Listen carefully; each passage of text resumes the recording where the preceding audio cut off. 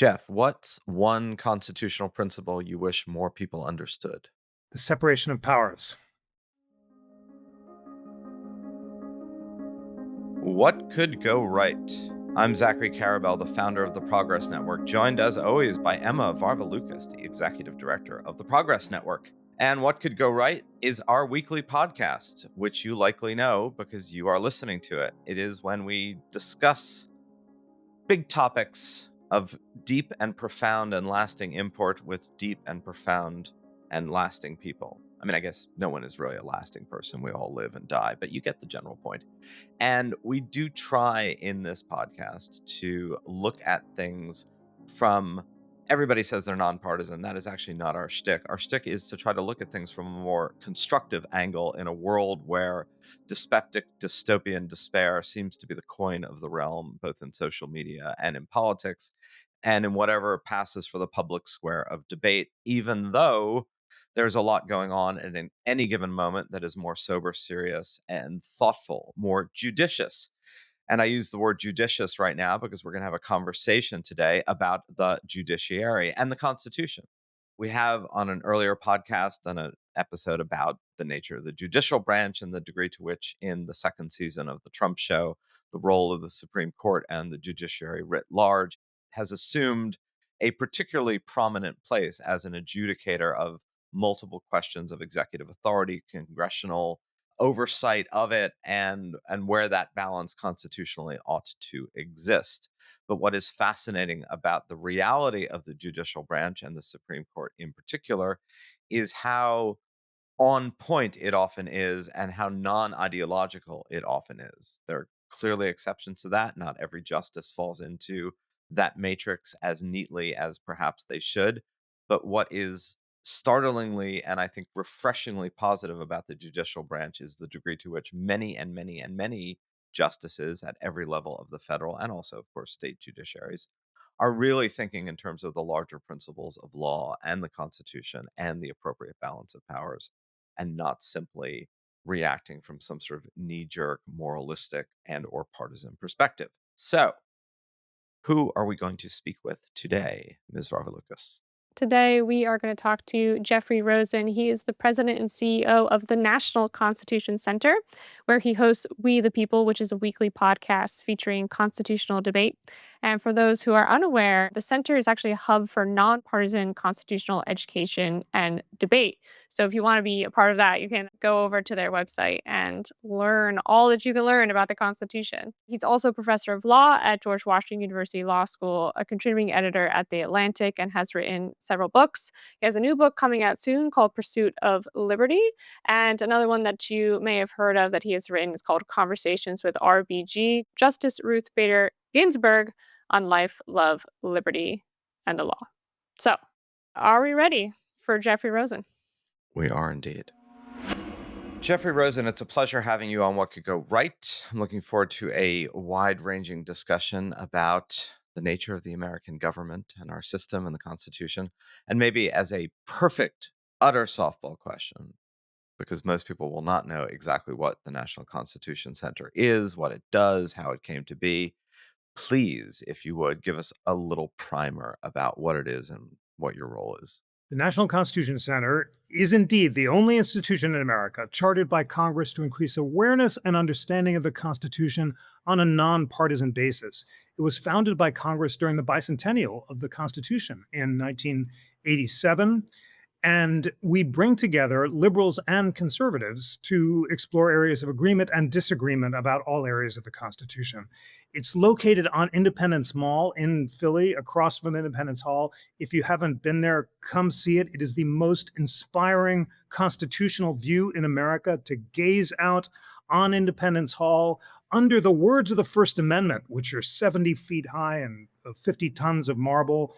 And there's a statue of hall of statues of the signers and live theater and the rarest original copies of the Constitution and Bill of Rights. It's constitutional heaven for people who want to learn about the Constitution.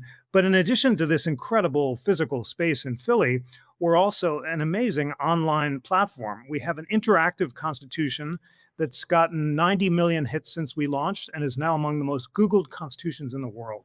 And it brings together the leading liberal and conservative scholars and judges and thought leaders in America to debate every clause of the Constitution. So you can click on the habeas corpus clause and find Justice Amy Coney Barrett and Neil Katyal with 1,000 words about what they agree the clause means, and then separate statements about what they disagree about. Multiply that by 160 clauses, and it's just extraordinary to see the range of debate.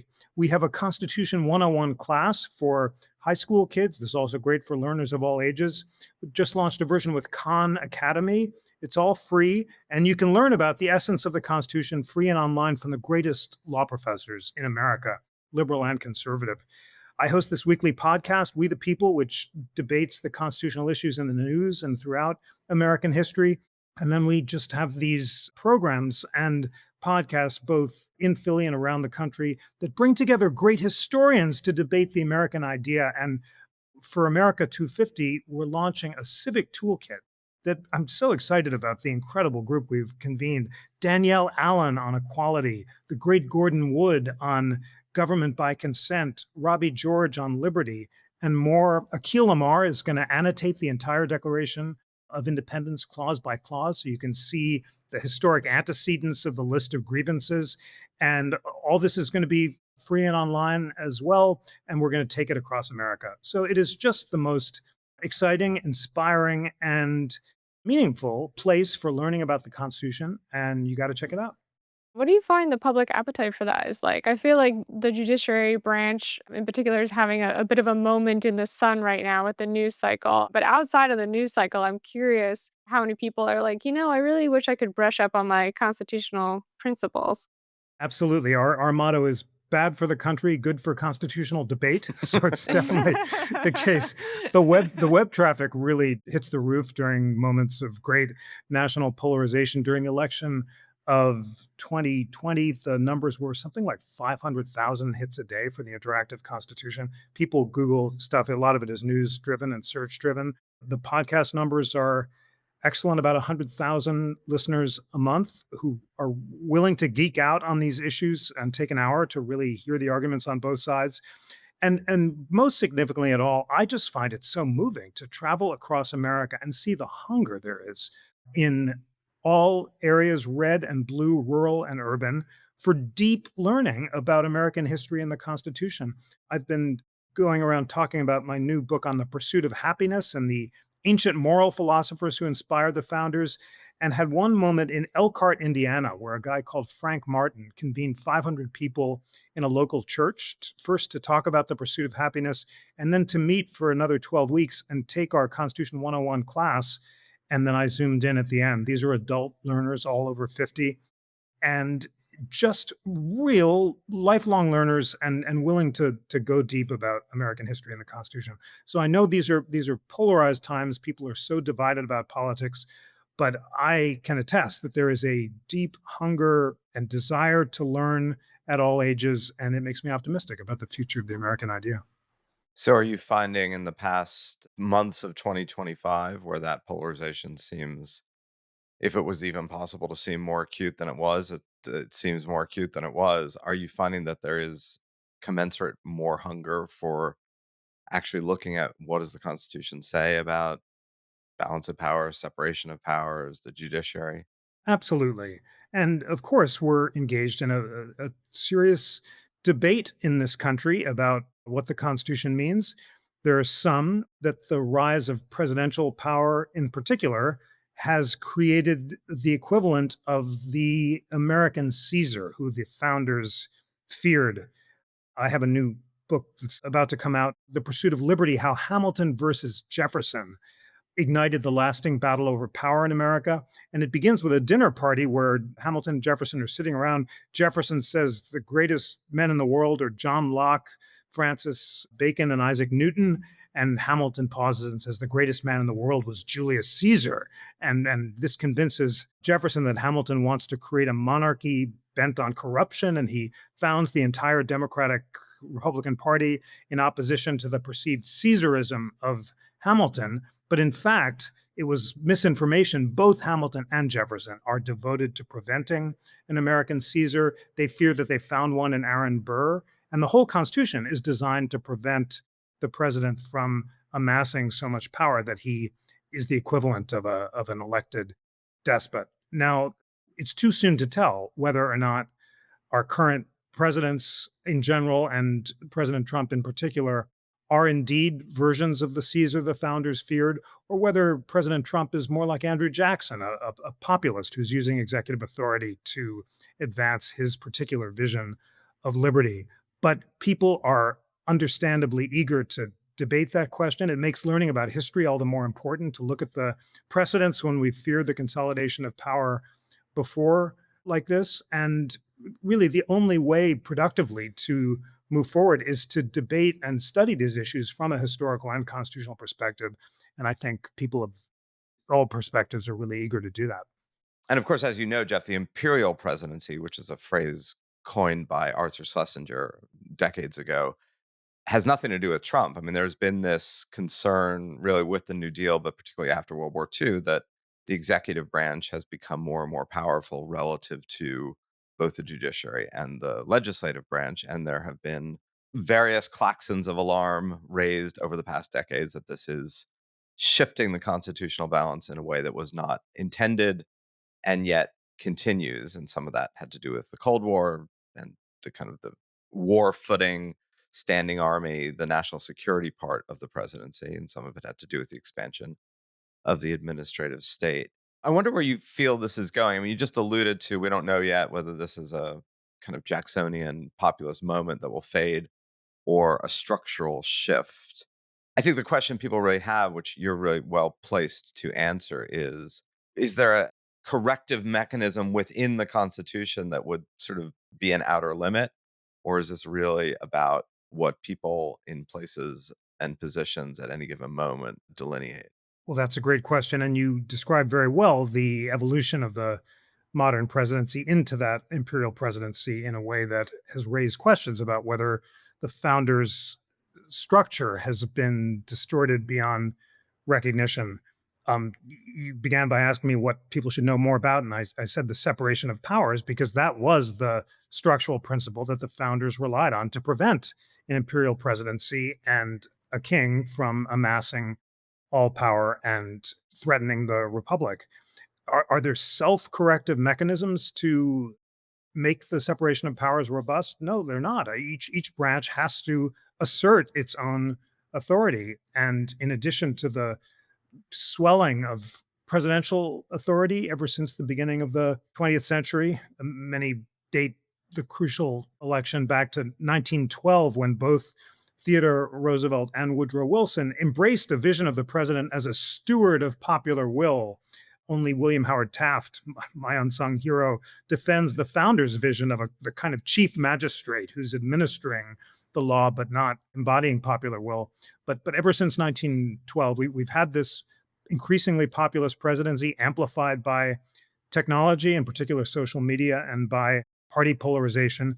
And that's been accompanied by a shrinking of Congress's willingness to do its job and exercise independent judgment and assert its powers and check the presidency. And its congressional delegations of vast swaths of authority to the executive has been a voluntary surrendering of power in a way that the founders couldn't have anticipated.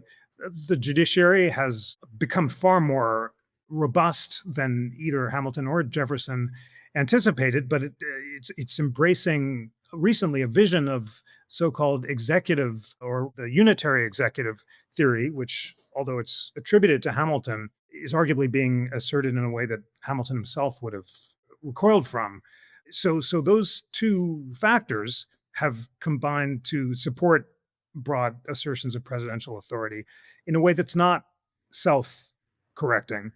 But the other thing that's crucial is the people. And the founders thought that civic education and particular civic virtue was necessary, and that citizens had to do two things. They had to learn about the principles of government and the habits of civil dialogue. And George Washington, in his farewell address, says the republic will fall unless citizens learn about those two things, the principles of government and the habits of civil dialogue. The principles of government are the separation of powers. So, in other words, unless citizens understand why it's important not to allow one branch to amass all the power, even when they like the president who's exercising that power, and then unless they learn how to disagree without being disagreeable, to listen to the other side, to treat each other as civic friends rather than enemies, then we descend into polarization. And like the citizens of Greece and Rome, then we surrender power to would-be strongmen.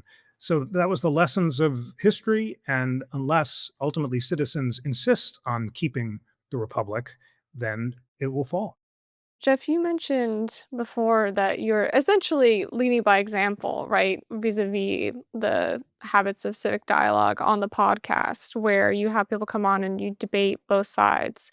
I'm curious if you'd be willing to give us an overview. It could be like a hot constitutional topic in the news or a hot constitutional topic to constitutional scholars and not hot to anyone else. Something where you really feel like you can give us a Spark Notes version where listeners would really benefit from understanding that one, there are both sides to an issue and what those both sides are. Absolutely. Great question. And I can just give two examples of recent podcast topics that changed my mind about what the Supreme Court is likely to do about these executive orders.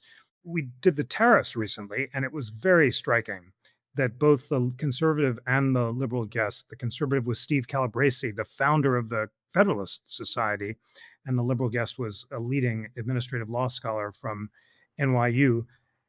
And they both agreed that the Supreme Court should and may indeed strike down the tariffs, that the statutory authority that President Trump has invoked to support emergency power don't remotely begin to support the tariffs. They historically and textually, it's just not a strong argument.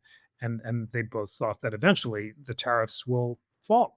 That was really interesting to learn. By contrast, the podcast about Doge, which involved a really distinguished conservative and liberal administrative law scholars, suggested that the delegation of Congress to the executive might well support Doge, that Elon Musk was not at the time exercising the authority of an administrative agency, but was acting as a presidential advisor, and for that reason was not likely to violate the non-delegation doctrine or the major questions doctrine, which are the two big geeky doctrines that the Supreme Court has invoked to say Congress can't give the president too much power when it does so without clear standards. More to say about all that, but just hearing both sides on both of those issues convinced me that one question, the tariffs, is much more likely to be stopped by the court than the Doge issue. And you really have to go week by week and issue by issue to get a sense of those things. Broadly, what struck me is that because this court is sympathetic to strong unilateral executive authority and does think the executive should have really broad authority to fire and control people within the executive branch, this court is likely to be far more indulgent of the firings and the assertions of presidential control over executive authority than it is over efforts not to spend congressionally appropriated money. So that's called impoundment, and efforts by the administration not to spend money that Congress has allocated are more likely to fall than efforts to fire the heads of agencies. There is this big question about whether independent agencies themselves are constitutional. This involves the question of whether a case called Humphrey's Executor that the Supreme Court decided in the 1930s should be overturned. And I have behind me Louis Brandeis, one of my heroes. He wrote the Humphrey's Executor case, upholding independent agencies on the grounds that the founders sought not efficiency but liberty, and therefore they wanted to enforce the separation of powers. And in order to prevent all power from concentrating in the president, they would have allowed independent agencies to check the president. So Brandeis is saying, even though independent agencies might not have existed at the founding, the principle that supports them is consistent with the separation of powers. He was a big Jeffersonian, and he exalted Jefferson as the apotheosis of liberty. By contrast, these are my various heroes are kind of battling against each other. Chief Justice Taft, who as president favors strong executive authority, writes an opinion in a case called the Myers case, where he says the president has to have total control over the executive branch within its constrained lane. Not that he should be able to exercise judicial or congressional power, but that he should be able to fire executive branch officials. So this is the big question that this Supreme Court's going to have to decide. Was Brandeis right, and should Humphrey's executor be maintained? Or was Taft right, and should Humphrey's executor be overturned? Which would call into question some, if not all, independent agencies. In its radical form, it would call into question the constitutionality of the Federal Reserve and the FCC and all the agencies. In its less strong form, it might allow the president to fire some watchdogs embedded within the existing agencies. So, a lot turns on the details. But all this is to say, this is maybe the biggest constitutional question the court will confront next fall when it's going to hear the case about the independent agencies and whether Humphrey's executor should be overturned. I don't have a strong sense about what the court's going to do. It's not clear what a majority of the court wants to do, but that's just a big case that the court will have to decide whether or not a constitutional arrangement that has been accepted since the New Deal era will continue. If I can have one more beat, broadly, that this question of whether the entire New Deal solution, which was broadly deferential to executive power and executive agencies, should be questioned, is up for grabs, or whether these doctrines like the major questions doctrine and the non-delegation doctrine, which have been dormant since the New Deal, should be resurrected to prevent Congress from delegating vast swaths of authority. Liberals had feared that before President Trump because it seemed to call into question regulations by the Environmental Protection Agency and the Federal Trade Commission. Now, though, the non-delegation doctrine is being invoked to prevent President Trump from claiming executive authority that Congress hasn't clearly delegated, and to say, for example, on immigration, that if Congress hasn't spoken clearly, that he can't deport people without clear statutory authority. So here it may end up checking the executive. I hope that wasn't too geeky, but it suggests that in addition to this big debate about whether presidents are amassing too much power, there's a vigorous debate on this Supreme Court about how far to go in allowing the consolidation of executive power, and that's going to play out over the next couple of years as well. No, geeky is good. We like geeky. Excellent. So a couple of things. One, a shout out to using the word apotheosis. I think any podcast where that word gets used is already a victory in and of itself. Two, it is fascinating, and we don't yet know where it's going to go on this current Supreme Court. There is this inherent tension between some sympathy toward whether it's presidential immunity or a unitary executive on the one hand, but also a really strong animus toward what many on the court, most notably Gorsuch, feel is administrative overreach, right? And those two things have always struck me as in kind of radical tension with each other, which is on the one hand, you want a unitary executive, but you don't want the unitary executive to have the power that the executive has had. So in many ways, I think people are underestimating the kind of cross currents here. And we're seeing one play out radically and rapidly in the first months of the second season of the Trump show, which is the consolidation of executive authority. We haven't really seen the next phase or pushback, which is likely to be within the court because there's a strong, whether it's the major doctrines question or just this belief that everything from administrative courts, ruling on administrative actions to just regulation in general. During the New Deal, at least my read, and into the 50s, the Supreme Court was quite willing and did quite frequently strike down either congressional delegation of authority to the presidency or the presidency's use of powers. So, like Youngstown case in 1952, the Supreme Court says Truman can't, seize steel mills. The National Labor Relations Act is ruled unconstitutional. A whole series of New Deal laws are ruled unconstitutional, which is what leads Franklin Roosevelt to rail against the court in 1936 and do this, what has been known as the court packing scheme that fails. I try to remind people that for all the rhetoric of the Trump administration toward the court today, that people should go back and listen to what FDR was saying about the court then. I mean, it's not as if this is that too is not a new tension. But I wonder why the court has been, at least until now, and the tariff case that you alluded to will be a real test of that, somewhat less willing to either strike down legislation saying, yeah, you passed the law, but you shouldn't have passed that law, or that law wasn't within your purview to pass, particularly when it comes to delegating authority. and less willing to strike down executive action. Although I guess you could argue in the past few months, the Supreme Court's been quite willing to halt executive action around the process of deportations, not the fact of deportations. Anyway, I'm just wondering why it feels like there's been less of that. I think you're right, and you well identify the tension between the suspicion by some justices, led by Justice Gorsuch, of over regulation and what's looked so far like a deference to executive authority. Justice Gorsuch is co-chair of the National Constitution Center along with Justice Breyer. They're both working with us together to signal their commitment to the importance of nonpartisan constitutional education. He came to the Constitution Center last Constitution Day to launch his new book, Overlawyered, and it's Jeffersonian pay-in to the dangers of over-regulation and the importance of liberty. So he really is a passionate Jeffersonian when it comes to overregulation. And of course, Jefferson, at least before he became president, was also a enemy of executive overreach. Yeah, Jefferson, before he became president, was very Jeffersonian. When he became president, he was much more Hamiltonian.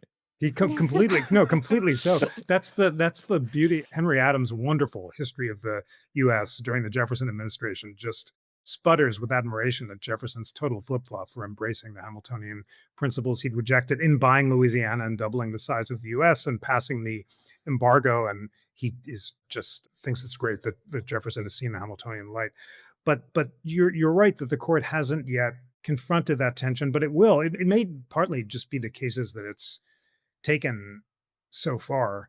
There's no doubt that the Trump immunity case was a broad expression of presidential immunity in a way that, at least according to the dissenters, went beyond anything that Hamilton himself would have endorsed. Justice Sotomayor noted that Hamilton himself was a tremendous champion of impeachment as a check on executive overreach and said that with broad immunity, the president is now a king, which was exactly both Hamilton and Jefferson's fear. The majority's response was, we have to prevent presidents from prosecuting their predecessors. And for pragmatic reasons, it's important to create this immunity.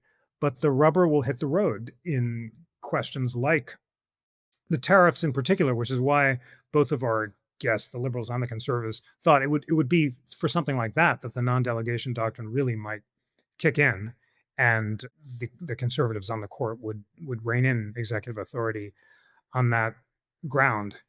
So there are these cross currents in the immigration cases, in the firing cases, in the administrative restructuring cases, and so forth. After another year, though, we should see whether these non-delegation and major questions doctrine will be enough to check the imperial presidency, or given the vast statutory authority that plausibly exists and the growth of the use of executive orders by presidents of both parties, whether it won't be enough. But the reason it's so interesting is that we're seeing something the founders never anticipated, which is a populist, popularly based presidency that rules by executive orders. And an effort to translate the founding principles into the modern era is producing these cross currents, and we'll see what the court does. It always makes me nervous when people say that we're in uncharted waters to a certain extent. Emma would prefer charted waters. As our president wisely says, we'll see, and we always will see. So I'm sure we will. That's right. I would like other people to be sailing in the uncharted waters, Yeah, please. I would. I am not a modern day Columbus. I would like Columbus to go out way in front of me, figure that out. At the risk of getting us totally off track, I cannot resist asking this. Why is William Howard Taft, who I keep on wanting to say he was Chief Justice and then President, but in fact it's backwards, right? He was President and then Chief Justice. Only guy in history to hold both offices, I believe. Why is he an unsung hero of yours? That's the first time I've heard that statement, I think. His dream was to be Chief Justice. He never particularly wanted to be president. I mean, once he was president, he ran for president again because every president, no matter how distasteful they find the job, doesn't want to lose. So, but his life passion had actually been to be Chief Justice. It had not been Poor to guy. be- Just ended up with just the presidency. I mean, Well, that's exactly right. And he's an unsung hero of mine just by happenstance because I got him as a homework assignment, the American President series, which was edited first by Arthur Schlesinger and then by Sean Mullentz, asked me to write about Taft after the previous guy crumped. Lewis Lapham, the late Lewis Lapham, was supposed to write about Taft and found him so dull, I think, that he never took him on. So they turned to me because no one else would write about him. And I was completely captivated by Taft. First, for the fact that he yearned, as you said, to be Chief Justice. His dad was a justice, a Supreme Court justice in Ohio, and told him that to be Chief Justice was greater than to be president. He's yearning to be president. He keeps not wanting to even run with Theodore Roosevelt because he likes being a judge on the court. He refuses to take any Supreme Court appointment that's not the chief. And then as president, he cannily, when it comes time for him to appoint a Chief Justice, picks the oldest and most overweight justice that he can possibly get so that the justice will die in time for Taft to succeed him. And his timing is perfect. A couple of years, a decade later, he's in private service and he keeps visiting Chief Justice Edward White to see how his health is and whether he wants to eat a little more, cake or something like that, just so he can polish him off. But White won't die. And then thankfully for Taft, all of a sudden, without warning, White expires and Harding appoints him to take his place. And he loves being chief so much. He says, I don't even remember I was president. He finds it a kind of heaven. He likes the balanced presiding over thoughtful, reasoned discourse, which for him models the kind of rule of reason rather than passion that he deplored in the executive branch. But the reason that he's a hero, in addition to the fact that it's great to see him achieve his dream, and he was an excellent chief. His big achievement was, first of all, building the Supreme Court building. The court didn't have one before, and the beauty of that wonderful headquarters signaled its independence as a separate branch. He was the greatest administrator of all presidents that Henry Stimson, who worked for a bunch of great presidents, ever encountered. And his administrative ability created the modern federal judiciary, including the Judicial Conference and so forth, which sounds geeky, but without good administration, the federal courts couldn't function as a powerful branch of government, and that was all Taft. Plus, he gave them the power to hear whatever cases they want, the power of certiorari, rather than having to hear a lot of dull and exhausting cases, and as a result, really increased the court's authority. So that's him as chief. But if that weren't enough, die nu, as we say, he also was the last president to embrace this vision of the presidency as a chief magistrate. And he viewed each bill like a judicial decision and would sign it if he thought it was constitutional and not if he thought it was not. He refused to lobby Congress in person, but would send them written opinions in order to persuade them.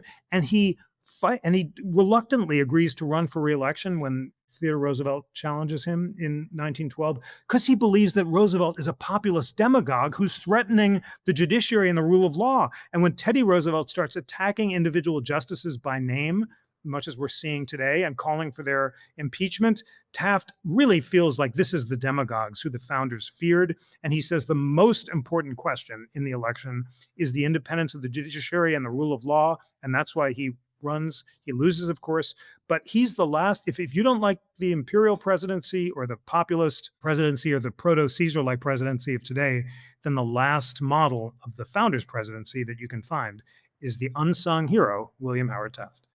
I wrote the Chester Alan Arthur volume. Yes, you did. Of the Times Book President series. Yes. Which is, I'm going to just trumpet this one right now. Yeah. So much more obscure than your William Howard Taft one. No. Please. I'm far more obscure. To the point where I passingly knew Richard Holbrooke in the aughts.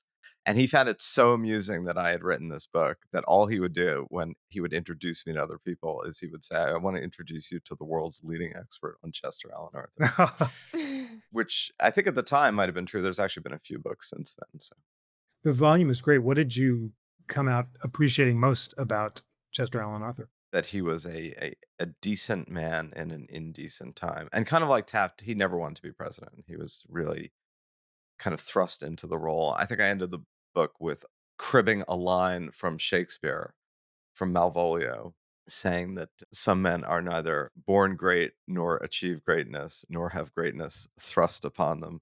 Some men simply do the best they can in a difficult time, and sometimes that's just fine. That's great. In many ways, I think, Arthur was kind of an exemplar of our desire for a heroic president which is part and parcel of the imperial presidency, right? That the idea that the individual who is in the office of the presidency has to be this larger than life figure bestriding the nation, hence the Mount Rushmore mythos, as opposed to someone executing the offices to the best of their ability, which is, of course, the oath that the president takes. The president doesn't take an oath to be some sort of Promethean. Well, maybe not Promethean, because that would mean that they're getting their liver eaten out every day while chained to a mountain, but some sort of Olympian figure as opposed to just an individual serving the country. And I think to some degree, that's no longer how we perceive the presidency, which again is a whole kind of constitutional question mark. What about this question that you do get from some of the proponents of the unitary executive, and you always have had, that it's the judicial branch that has overstepped its grounds over the past, I guess, centuries, ever since John Marshall accrued to the court the invented right of judicial review, which is, as you know better than anyone, right, nowhere in the Constitution as a concept. I mean, it may be there as a concept, but it isn't there as a stated thing. And that the court should just, step back, rule on points of law, and leave the real arm wrestling between the legislative and executive branch to the big boys or girls or people or It's mostly boys, to be fair, yes, for Huh, most of it's mostly history. So, no. it is. So, for this Hamilton Jefferson book, which I'm just so excited about, I went back to that initial debate between Jefferson and Hamilton about the constitutionality of the bank. And it seems that that establishes the terms of our constitutional debate over the next century. So, it's wrong to say that the power of judicial review was invented or assumed by Marshall over Jeffersonian objections. Both Jefferson and Hamilton take judicial review for granted. Jefferson says the whole point of a Bill of Rights is so courts will enforce it. And Hamilton famously writes the defense of judicial review in Federalist 78, which says that when there's a clash between the will of the people, represented by the Constitution, and that of ordinary laws, you favor the principle over the agent. What's controversial in Marbury versus Madison is not the power of judicial review. Both Jefferson and Hamilton assume it. What's controversial is whether or not the president can interpret the Constitution in ways that differ from the Supreme Court. And Jefferson says his conclusion is that he has no duty to turn over the commission because the commission, well, I'll spare you the technicalities. He has a different reading of the law than Marshall does. And that's why if Marshall orders him to deliver the commission, Jefferson is going to defy him. And it's out of fear of being defied that Marshall comes up with this judicial jujitsu, which says we could order Jefferson to turn over the commission, but we won't because the law authorizing us to order to hear the case is unconstitutional. What's controversial is not judicial review. The big debate in all of American history, I discovered, is between liberal and strict construction of the Constitution. And in this debate over the constitutionality of the bank, Hamilton says we should interpret the Constitution liberally along with its spirit, and therefore the Bank of the United States is constitutional. And Jefferson says that we have to construe it strictly and according to its text, and therefore the bank is unconstitutional. And for the next 100 years or 200 years, all the big debates over the constitutionality of nullification of the Tariff of Abomination and secession and the acts of Reconstruction after the Civil War and the New Deal and today are all about should we interpret the Constitution liberally or strictly. Now, today, we're seeing calls of Jeffersonian departmentalism and the claim that the president should be able to interpret the Constitution differently than the court. Transformative presidents have all asserted that claim. Jackson, Lincoln, FDR, and Reagan, who are broadly seen as the constitutionally transformative presidents, all said they could interpret the Constitution differently than the court, but no one has ever defied the court or refused to abide by an unambiguous court order. And that would be a constitutional crisis. It's just never happened before. Not even Jackson, who famously said, John Marshall has made his decision, now let him enforce it. Even if he didn't actually say that, he felt it. But since the court never ordered him to do anything, he never actually defied the court and a crisis was averted. So that would be a crisis today. President Trump hasn't yet defied an unambiguous order of the court, but the possibility that you could have a president who took this Jeffersonian claim of it's called departmentalism further than any president before and has ignored an unambiguous order would be a constitutional crisis. Zachary was referencing his previous question, the public's perception of the presidency. I wanted to talk a little bit about the public's perception of the courts and the Supreme Court in particular.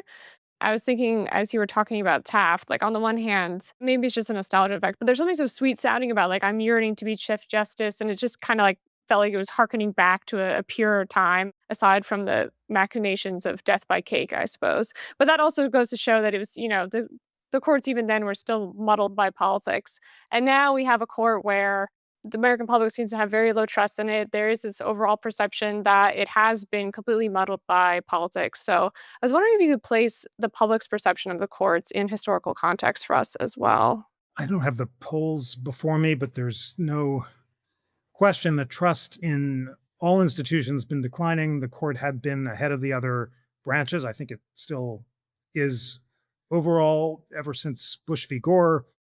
Things have gotten more polarized. Approval has dropped among Democrats and risen among conservatives, although a year or so after Bush v. Gore, the numbers went back because people have a short memory. And then ever since the court has become more polarized, since the appointment of Justice Barrett has shifted the balance, the numbers have become more polarized still. Broadly, the public approves of the court when it likes the results, unsurprisingly. And in a polarized age, more and more people are going to be unhappy. I'm sympathetic to Chief Justice Roberts' effort to preserve the court's nonpartisan legitimacy at a time of deep polarization. He said when he first became chief that that was going to be his main goal, was to help people see the court as an institution that was above politics, that wasn't just Obama judges and Trump judges, to use the current breakdown. He's had a really tough job, not least of which because the composition of the court itself has not been willing to converge around narrow, unanimous opinions, which was his goal, and instead has tended to polarize on the big questions. But he understands that to be the centerpiece of his role. And as we're seeing the current executive order cases pan out, it looks like that alliance at the center between, in particular, Chief Justice Roberts, Justice Barrett, and sometimes Justice Kavanaugh may be key in keeping the court from polarizing in the future. Yeah, I mean, again, we will see how these things play out, and it'll be very different case by case, depending on what principle. You could make an argument, which most people don't, maybe because they shouldn't, and therefore I'm wrong, or maybe because they don't, because it cuts against some of the views of the court, that in many ways there's like a 7-2 dynamic of the court right now, which is you have two justices in Thomas and Alito who I think predictably and reliably will rule on a series of things in ways that are predictable and reliable in terms of executive authority, in terms of their version of strict constructionism, whether or not they're actually strict constructionists, I guess is a highly debated topic. And then the other seven are both unpredictable, maybe not the three liberal justices, but certainly the four others are far more nuanced, moderate, unpredictable, not easily slotted into some neat paradigm of left, right, MAGA, liberal, progressive, you name it, in a way that is unfamiliar to people who want really easy binaries, like they're left wing, they're right wing, they're Republican, they're Democrat. And I've certainly been struck over the past 6 months by how variegated these coalitions seem to be. Much, I think, to the chagrin of those who thought you could just, a la the Federalist Society, just like pack the court, create a series of nominees and boom, you have insta alignment and rubber stamping. And no matter what you think about the Supreme Court, it certainly isn't doing that. Oh, that's very true, and you put it very well. And it's complicated. At the National Constitution Center, we always urge learners of all ages to learn the methodologies of constitutional interpretation: textualism, originalism, pragmatism, natural law, precedent-based theories. Starting in middle school, I always love on the Zooms, I always encourage people to read the majority opinions and the dissents and learn the methodologies. One kid put in the chat, I'm Bill, I'm 12, I'm not sure I can read the dissent. And I said, I know you can. And I'm really struck by how, starting at a very early age, people can understand the differences between these methodologies, and that Do your kids determines. come back and say, "Daddy, are you an originalist?" Is that my is that my like a my kids have given up on this long ago, and we don't. I don't bore them with these debates anymore. we don't talk the Constitution over breakfast anymore. Absolutely, we don't play with the kids at home, exactly. At least in regard to the Constitution, and that's what will determine a lot of this. And of course, Justice Gorsuch's textualism and Justice Barrett's interest in what she calls liquidation, which is whether practice over a period of time might trump the original understanding, are going to be really important in determining how they come down in some of these cases. And the broadly pragmatic spirit of Chief Justice Roberts and Justice Kavanaugh will also be key. So that's why at the Constitution Center, we always insist we're going to debate these issues in constitutional and not political terms, and don't assume it's all politics. Just to completely reduce the Supreme Court to partisan politics doesn't accurately capture the way the court decides certainly the overwhelming majority of cases, if not all of them. And you really do have to geek out on text, history, structure, on the individual justices, on their methodologies. Justice Breyer, who's our co-chair, is asked in Zooms all the time, isn't it all politics? And he says it's not. It might be political philosophy. In other words, if a justice is a Jeffersonian strict constructionist or a Hamiltonian liberal constructionist, that might determine their views, or if they're broadly a free market libertarian or a socialist, that might determine things. But never, Justice Breyer says, a desire to help this or that president because of their partisan allegiance. So it's a subtle distinction, but as we all know when we studied this, constitutional law is a subtle blend of history and politics and pragmatism. That's what makes it so exciting to study, but it also makes it necessary to really dig in before you can reach a conclusion about how things are going to turn out. I would like to throw in a suggestion on the center's website, like a pick your fighter style justice thing where it says, Cody Barrett, pro liquidation or whatever, textualist, blah, blah, blah. And then he gives you the, pick your fighter style. I'm I just here love for that. the millennial and Gen Z ideas. You're signed up. If you do the video, then we'll put it on the website. That sounds great. Okay. Do with that what you Wonderful. will. Yeah. Jeff Rosen, I want to thank you for the conversation today. As you said a few times, somewhat sheepishly, it might have been a bit geeky, but I think one thing, we've done a bunch of podcasts on the court, on constitutional law. We are neither of us experts, although I try to play one on TV, that this is an area where geekiness is called for, meaning it's about a particular text and it's about a particular corpus of interpretation of those texts over time, from essentially from the Federalist Papers on to whatever dissent, whatever Supreme Court opinion you have today. And if ever the devil were in the details, it's around these sorts of issues and kind of understanding how they play out. And look, it's easier to talk about the dramatic Supreme Court stays deportations or Supreme Court overrules Roe v. Wade. And those things happen and they are dramatic. But a lot of all these things are iterative and they are indeed very detailed, and they can be kind of wonky and they can be kind of geeky. But thank God for that. Meaning, like, that's because we are engaging real world issues with real world conceptual and moral frameworks. And it's wonderful that you run the center.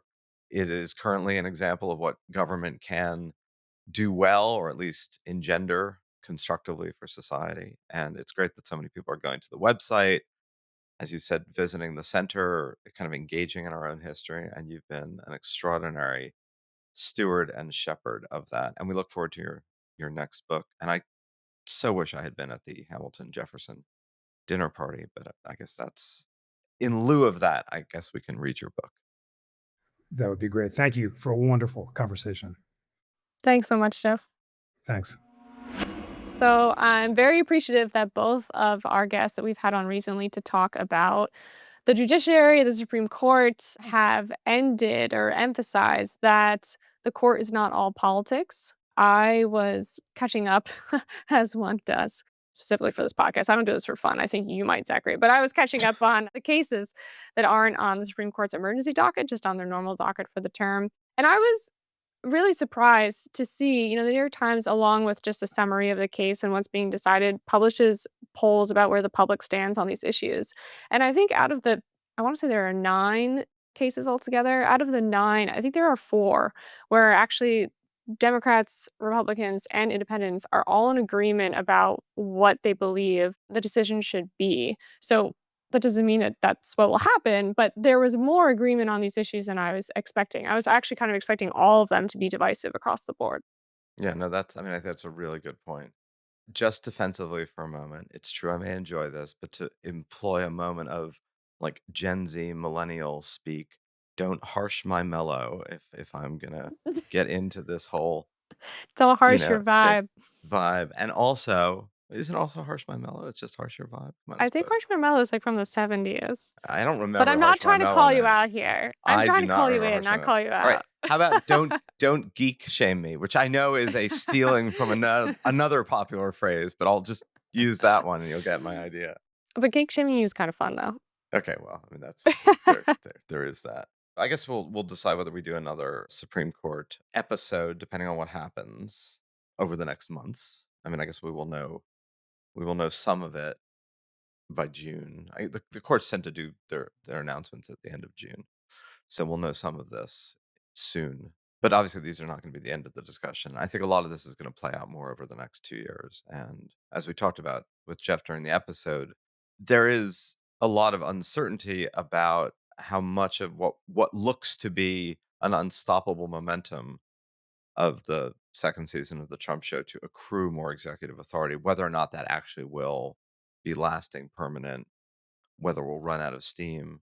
The really interesting thing about tariffs, of course, and I think we alluded to this in another show, is there's that delicate dance between you want some degree of a political economic referendum on the tariff policy before you have a judicial one, meaning there's societal positives for people to respond to the invocation of tariffs and either accept or reject them on both political and economic grounds before the courts kind of rule on the fouls. It's kind of the sports analogy of let the players play before you jump in to call a foul.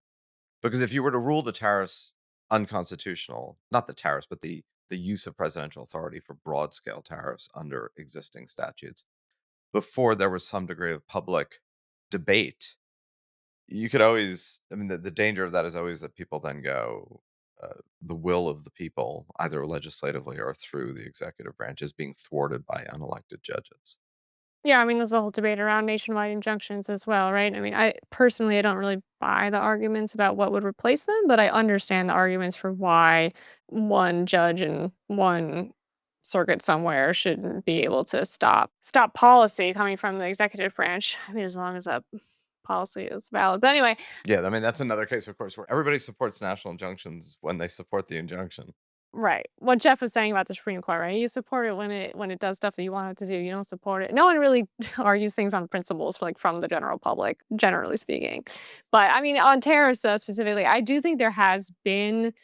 I understand your point. It would be different if tariffs like fully went into effect. People really felt the pain in their pocketbooks, and then we entered a never again tariff era amongst the general public. But I still think that there has been a pretty wide and relatively deep reaction to them. Like the I agree. anticipation, where that's brought the economy already, even without them really coming in fully into effect, or us feeling the effects completely. So that has happened to a certain extent. No, and partly that's what I meant, that it's a good thing that Yeah, the that's sequence playing out. is playing out is more Mhm. positive than had a court done an injunction against the tariffs in Mhm. early April, Yeah. Yep, yeah, yep. right? Oh, yeah, Which fully you could have agreed. Yeah. which you could have foreseen judicially, meaning someone saying, "Hey, wait a minute, this is beyond the scope," Yeah. and before it goes into effect, we have to rule on it because it will do irreparable harm otherwise. So, anyway, I thought it was a great discussion. We say that about all the discussions that we think they're great discussions, but that's because they're all great discussions, including the one we just had. Objectively. Yes. Objectively, absolutely. I want to thank you all for listening. Please tune in to our shorter form weekly progress report where we look at some of the tidbits and news of the week that you likely will have missed, some of the constructive, positive news of the week, which tends never to be the news, but which we at the Progress Network try to highlight as a necessary part of one's news diet that you need to make an effort to seek out and ingest. and send us your comments to theprogressnetwork.org. Sign up for our newsletter, which is called, conveniently enough, What Could Go Right, so that you can use the same title for at least two different mediums. Actually, the podcast itself is probably multiple mediums because we do the audio version as a podcast, and then we also do a video version on YouTube, and we do all these social clips on everything else. So there you have it. And we will be back with you next week. So thank you, Emma. Thank you to the Podglomerate for producing, and thank you all for listening.